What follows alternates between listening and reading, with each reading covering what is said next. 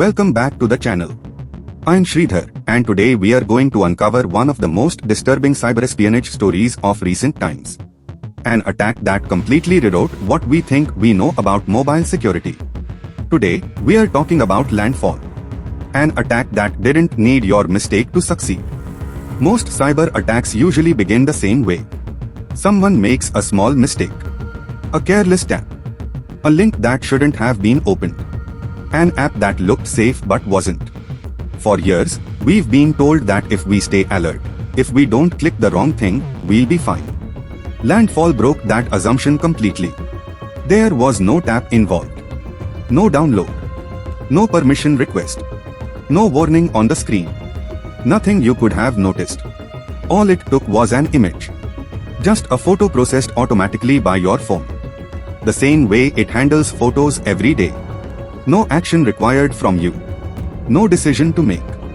And in that brief, silent moment, while your phone was doing exactly what it was designed to do, control quietly shifted away from you. Your phone didn't vibrate. No notification popped up. Nothing felt wrong. This wasn't a test or a demo. It wasn't a researcher proving a theory in a lab. It was real. Landfall was an active espionage operation. Targeted. Deliberate. And invisible. It used a previously unknown zero-day vulnerability and focused on modern Samsung Galaxy devices. Phones used by people who depend on them every day. And once compromised, those phones became surveillance tools without the owners ever realizing it. Messages could be observed. Activity could be tracked. Data could be quietly accessed. This is what cyberespionage looks like now. It doesn't rush. It doesn't draw attention. It doesn't behave like the malware people expect. It blends into normal behavior. It waits in the background. It hides where no one thinks to look. Sometimes it hides in the most ordinary thing of all. A picture. Because the moment you trusted your phone with a photo, your phone trusted someone else. Part 1. What Landfall really was. Landfall came to light during the investigation of a quiet but highly sophisticated Android attack. One that most people would never notice. And almost no victims would ever suspect. What researchers uncovered wasn't just another piece of malware floating around the internet. This was something far more deliberate, carefully designed, and professionally built. Landfall wasn't created to spread randomly from phone to phone. It wasn't ransomware chasing quick money. And it wasn't interested in bank details or financial theft. This was surveillance spyware, built with a very specific purpose in mind. It was selective, modular in its design, and engineered to stay hidden for long periods of time. Not just hours or days, but months, and in some cases, even years. Once Landfall was active on a device, it behaved exactly like a tool meant for espionage. It could record phone calls, listen through the microphone to capture ambient audio, read messages and contact lists, pull photos and stored files, and track the device's GPS location in real time. All of this happened quietly, in the background, without affecting how the phone looked or felt to the user. The device continued to work normally, giving no obvious reason to suspect anything was wrong. That's why this attack was described in such an unsettling way. The phone wasn't forcibly broken into. It was recruited. And what makes Landfall especially disturbing is how the infection happened. The victims never installed an app. There was no icon appearing on the home screen. No permissions window asking for access. No moment where someone tapped allow and accidentally gave control away. That moment simply never existed. The compromise occurred before the user even realized there was something to question. Landfall didn't depend on carelessness or human error. It exploited something much deeper. Trust in the operating system itself. Because when the very system designed to protect the device becomes the entry point for an attack, there's nothing obvious left to notice. And nothing familiar left to suspect. Part 2. The zero day that made it possible. At the center of the Landfall operation was a zero-day vulnerability, later tracked as CVE 2025-1042. A zero-day means the flaw was completely unknown to the manufacturer at the time of the attack. There was no patch available, no warning issue, and no security signatures to detect it. From a defender's point of view, it simply didn't exist yet. Attackers were exploiting it freely, while everyone else had 0 days, 0 time to respond. The flaw lived inside Samsung's image processing library, specifically in the way the system handled DNG files, raw image formats commonly produced by high-end cameras.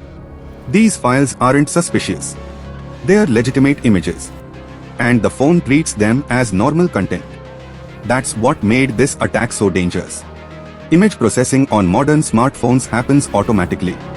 The moment an image arrives, the system starts working on it, often before you even see a notification.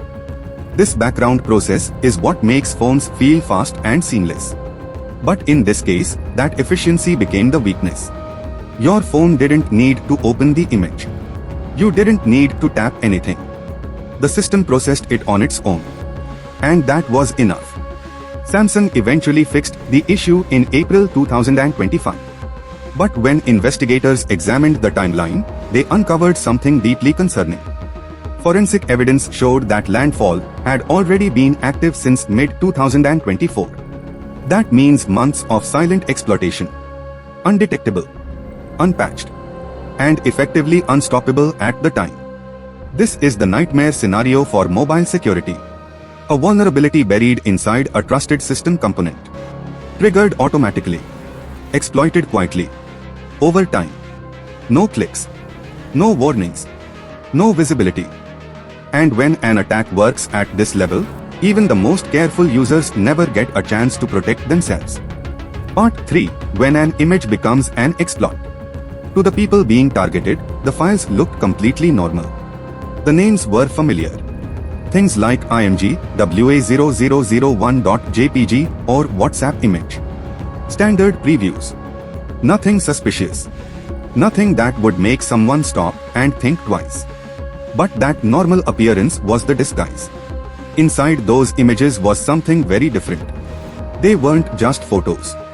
They were carefully crafted DNG files, deliberately malformed to exploit how the phone processed them. Hidden within were corrupted metadata blocks, precise memory offsets, and compressed payloads, designed to activate the moment the system touched the file. And when the phone did what it always does, when it automatically processed the image, things went wrong in ways the user could never see. Memory was corrupted. The normal execution flow was redirected, and attacker-controlled code began running on the device. All of this happened without a single tap. The image didn't need to be opened. The user didn't need to interact with it. The exploit triggered on its own. This is what makes zero-click attacks so dangerous on mobile devices. There's no mistake to avoid, no warning to recognize, no behavior to change. The attack activates simply because the phone exists and functions the way it was designed to. And that leads to a hard truth. You can do everything right and still lose everything. Part 4. From image to ownership. Once the image exploit was triggered, Landfall didn't immediately start spying. Instead, it deployed its first stage, something known internally as a bridgehead. And that name matters, because this stage wasn't about data collection. It was about control. The bridgehead's job was to understand the device it had landed on. It quietly fingerprinted the phone, checking the operating system version, the hardware model, and how the device was configured. It evaluated security settings, mapped out protections, and tested where the system's privilege boundaries were strongest and where they could be bent. Then came the most critical step. Landfall went after SE Linux, Android's core security enforcement layer. SE Linux is what prevents apps and processes from doing things they're not supposed to do. It's one of the last lines of defense inside the operating system. Landfall didn't disable it. It didn't crash it. It reshaped it. By subtly modifying SE Linux policies, the spyware made elevated access look legitimate. Privilege escalation didn't appear suspicious. System behavior didn't look broken. From the outside, everything still seemed normal. But internally, the rules had changed. From that moment on, the phone no longer truly belonged to its owner. The operating system was still running. Apps still worked. Notifications still arrived. But behind the scenes, the device was operating under a new authority. That's why investigators described it this way. The phone wasn't infected. It was rewritten. And once that happens, every action looks normal. Even as every secret becomes exposed. Part 5. What Landfall could see and hear. Landfall wasn't a simple malware implant running a few background tasks. It was a full-scale surveillance platform, designed to observe everything happening on a device, without being noticed. Once in place, it had access that went far beyond what ordinary apps are ever allowed to see. It could listen through the microphone for long periods of time, capturing ambient audio, without alerting the user. It could record phone calls as they happened. It could extract messages, documents, and stored files directly from the device.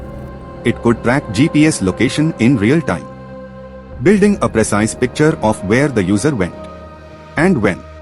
It even monitored media folders, including content from apps like WhatsApp, quietly copying photos, videos, and voice notes. What made Landfall especially dangerous was its awareness of security research itself.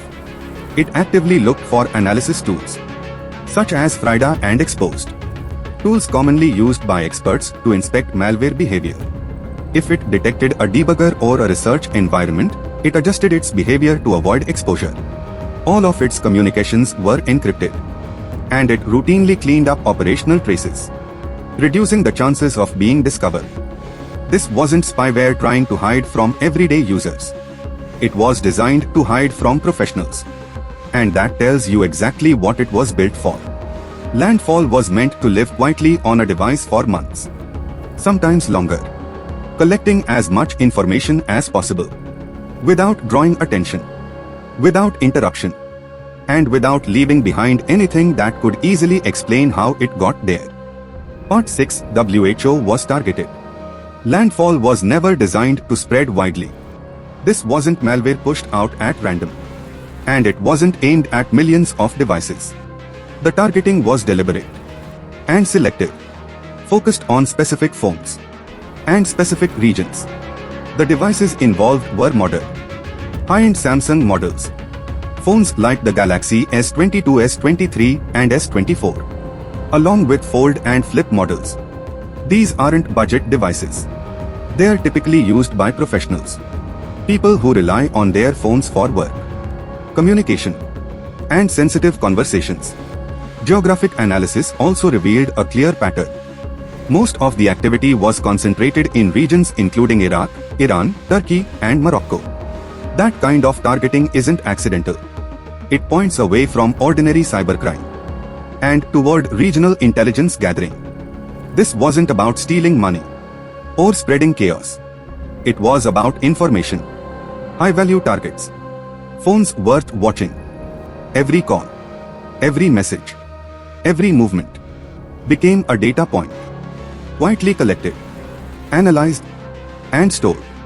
And because the victims never knew their devices were compromised, the intelligence kept flowing, uninterrupted. That's the difference between malware and espionage. One looks for scale, the other looks for value. Part 7. The infrastructure behind the spyware. Behind Landfall was an infrastructure designed to look completely unremarkable. The command and control servers didn't stand out. And that was intentional. The domains were made to resemble ordinary lifestyle blogs or generic websites, places no one would think twice about visiting. Nothing about them looked suspicious at first glance. Communication between infected devices and these servers was carefully concealed. Traffic was encrypted using HTTPS, blending in with normal web activity. Non-standard ports were used to avoid common detection rules, and long periods of silence were built into the system. So the spyware didn't constantly phone home and draw attention. When an infected phone first made contact, it didn't immediately start sending large amounts of data. It sent a basic fingerprint, details about the operating system, the device model, and its capabilities. And then it waited. sometimes for hours, sometimes for days. That waiting was deliberate. Silence acted as camouflage. By staying quiet, Landfall reduced the chances of being noticed by network monitoring tools. Commands were issued sparingly. Data was collected patiently. And activity was spaced out over time. This wasn't rushed or sloppy infrastructure. It was controlled, measured, and built by people who understood that in surveillance, patience is power. Part 8. Why this looks like commercial spyware. As investigators looked deeper into Landfall, certain patterns became impossible to ignore. This wasn't improvised malware or an experimental attack. The structure was too clean, to control. The spyware was modular, meaning different capabilities could be loaded or removed depending on the target. It used a true zero-day exploit, something only a small group of actors can realistically access. Deployment was selective, not widespread, and the targeting focused on specific regions and high-value devices. Most telling of all, it was built to persist quietly over long periods of time. That combination doesn't come from amateurs. Zero-day exploits cost money. Maintaining covert infrastructure costs money. Running operations with this level of discipline costs money. Landfall fits neatly into the ecosystem of private sector offensive tools. Spyware products developed and sold to government clients. For intelligence purposes. The tradecraft is unmistakable. This wasn't someone hacking for curiosity or chaos.